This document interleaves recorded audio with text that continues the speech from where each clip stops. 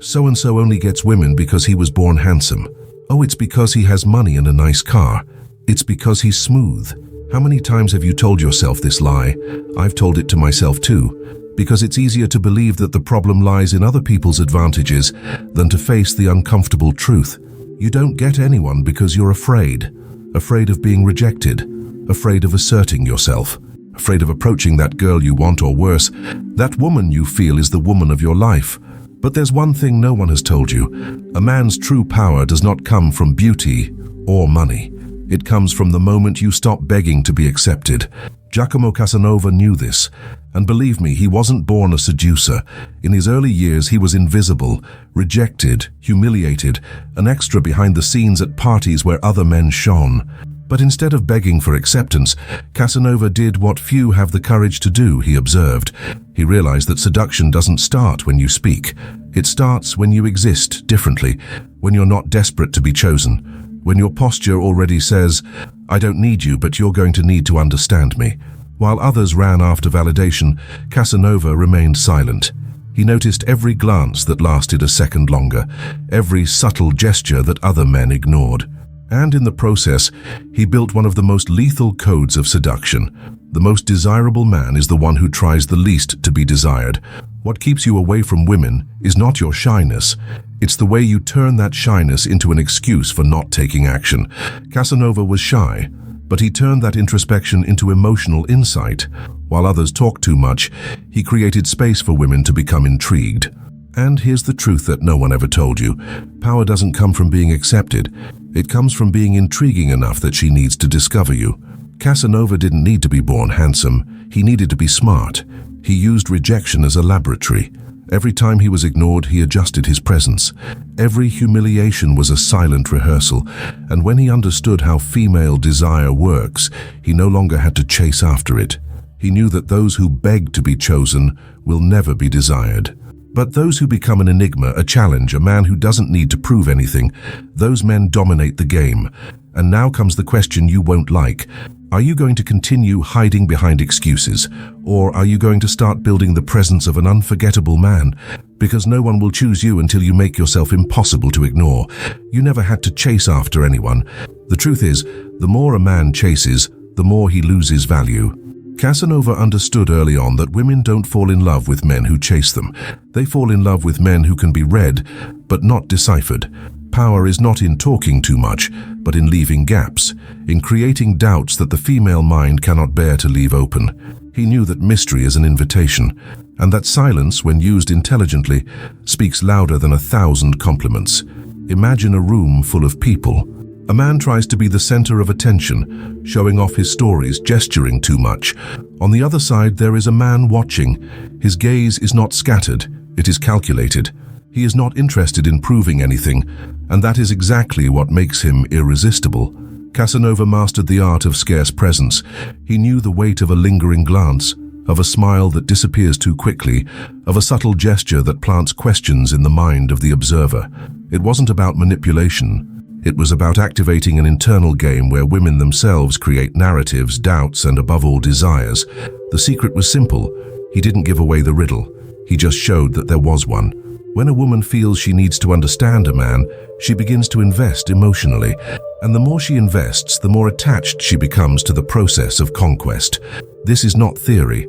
Psychology explains this mechanism as progressive emotional investment. The human brain values more what it has devoted time and effort to.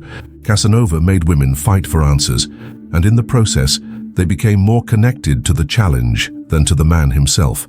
The mistake most people make is trying to rush desire. They give themselves away too soon, reveal everything, seek approval. Casanova did the opposite.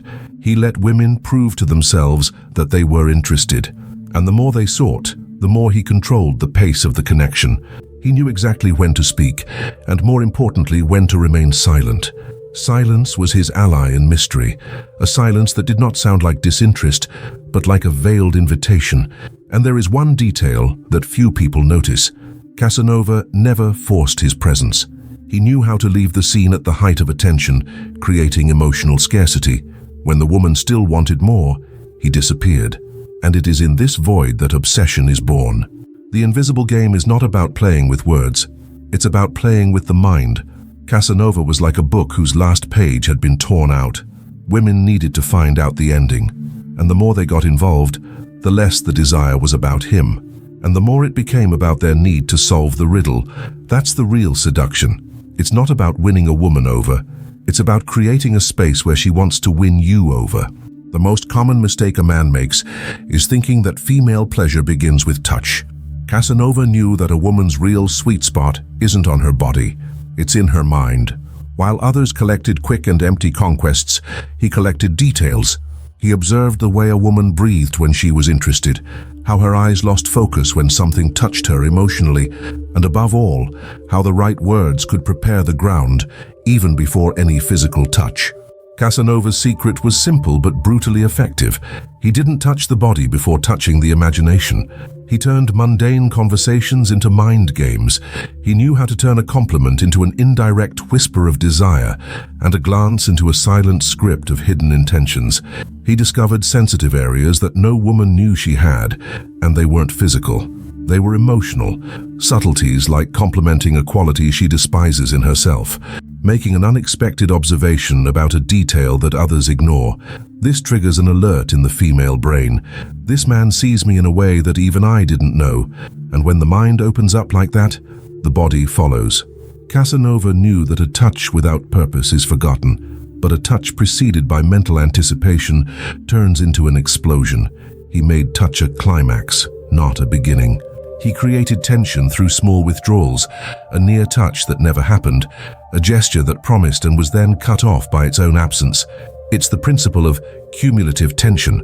The pleasure is not in what happens, but in what is about to happen. He didn't say, "I'm going to touch you." He created an environment where touch was begged for, where every second without contact made the desire grow almost unbearable. And when it finally happened, it didn't matter if it was just a simple touch on the arm, the impact was overwhelming.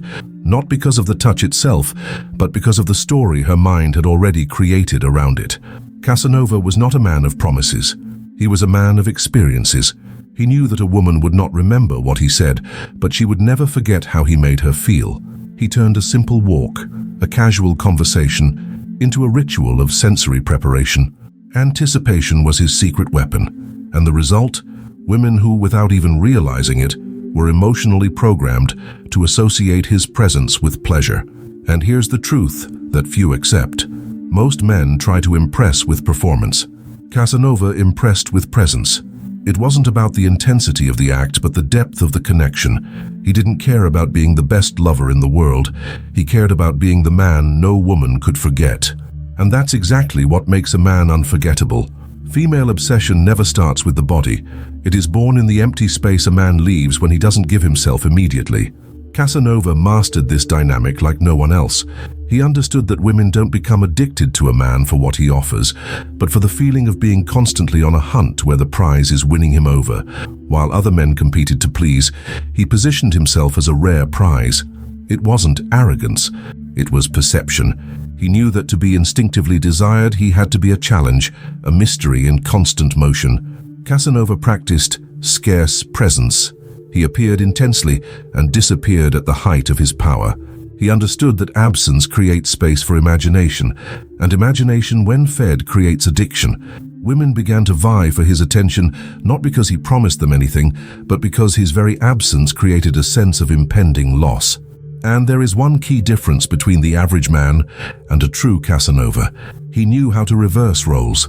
Women accustomed to being the center of attention, when they encountered a man who did not treat them as unattainable, but as possible, and yet selective, they experienced an emotional breakdown. It was the game of reversal. He did not reject them, but he did not bow down to them either. And when a man doesn't bow down, he forces a woman to lean in to understand why. This emotional cycle was subtle. Casanova used small gestures of unexpected touch, not those obvious touches of desire, but quick, almost accidental contacts that activated the subconscious perception of connection. He knew that the most powerful touch is the one that seems unintentional, but his most lethal weapon was emotional scarcity. He gave genuine attention, but in precise doses, and when he sensed that a woman was beginning to crave more, he cut off the flow. This created a cycle of pursuit, where the woman's own desire turned into obsession. This technique was not about manipulation, but about understanding the human psyche. The mind values what is difficult to obtain, and the more a woman had to fight for him, the more she associated the idea of victory with his presence. Casanova was not just a seducer, he was an emotional strategist. He understood that desire is not born from what one has, but from what one stands to lose. He made women fight, not for him, but for an internal validation that they were worthy of winning him over. And when a woman starts fighting for a man, she activates the instinct of possession. Desire turns into addiction, an addiction that cannot be quickly satisfied, because the more she has, the more she wants. Casanova didn't need to promise fidelity or exclusivity. He made women feel that even surrounded by options, there was a secret battle where only the strongest, the most intelligent, the most perceptive would be chosen. And in the end, the prize wasn't him. The prize was the feeling of victory he let each woman achieve, even if the last move was always his. Having multiple women desire you is power, but knowing which one deserves your desire is mastery. Casanova was never a collector of empty conquests. Contrary to what many think, he was not a slave to his own vanity. He knew that a man's true power does not lie in how many women he can have, but in which ones he chooses to allow to have him. He developed an almost surgical ability to observe details that most men ignore. The way a woman treats people who can't offer her anything, the sparkle in her eyes when she talks about her values, and her posture when confronted with an uncomfortable truth.